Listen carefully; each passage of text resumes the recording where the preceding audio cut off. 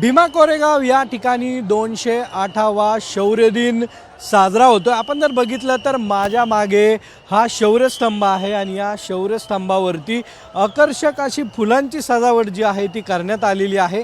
90,000 kilo फुलं जे आहेत ते यावरती लावण्यात आलेले आहेत। त्याचबरोबर संविधानाची प्रतिकृती जी आहे ती आपल्याला यावरती पाहायला मिळते। डॉक्टर बाबासाहेब आंबेडकरांचा फोटो आहे। त्याचबरोबर संविधानामधले समता बंधुता हा संदेश जो आहे तोही देण्याचा प्रयत्न जो आहे तो करण्यात आलेला आहे। आपल्याबरोबर विवेक बनसोडेत यावेळेस वेगळं आकर्षण पाहायला मिळतंय, गर्दी पण वाढली आहे आणि थीम काय आहे? सर्व की भारतीय संविधानाचं अमृत महोत्सवाचे वर्ष आहे आणि घर घर संविधान हा अभियान राज्य शासनाने संपूर्ण महाराष्ट्रामध्ये एक प्रकारे जोरदार आहे।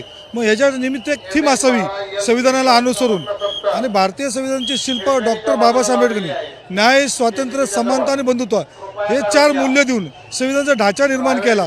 त्याची कुठंतरी आधार घेऊन या संविधानावरती आम्ही खालच्या स्तराला निळा ध्वज आंबेडकरी समुदायाचं प्रतीक आहे तो निळा कलर आणि त्याच्यावरती तिरंगा आणि त्याच्यामध्ये डॉक्टर बाबासाहेब आंबेडकरची प्रतिमा आणि राजमुद्रा, अशोकस्तंभ राजमुद्रा हा एक अनोखा संगम, अनोखा मेल यामध्ये करून कृत्रिम फुलाने ह्याची सजावट केली आहे, जेणेकरून एकात्मतेचा संदेश पूर्ण भारतभर देशात जावा आणि ह्याच्याकडं एक एकात्मतेचं प्रतीक म्हणून सर्वांनी पाहावं आणि एकात्मतेने आपण या भारतामध्ये कसं राहता येईल, कसं एकात्मतेने आपलं पुढचं कार्य करता येईल हे यामध्ये दाखवण्याचं पूर्ण किंवा तुम्ही आम्ही काही वेगळे नव्हत। ही लढाई जरी पेशवेविरुद्ध असेल तरी त्या ठिकाणी राजेशाही होती, जो राजा जिंकल त्यालाच ती सत्ता पकडायची आणि त्याच्याविरुद्ध कुठं अन्यायाला प्रतिकार म्हणून लढा जो केलेला आहे तो कुठंतरी ह्यातनं आपण दिसायचा प्रयत्न केला सजावटीतनं। नक्की आपण जर बघितलं तर या ठिकाणी मोठी तयारी जी आहे ती करण्यात आलेली आहे आणि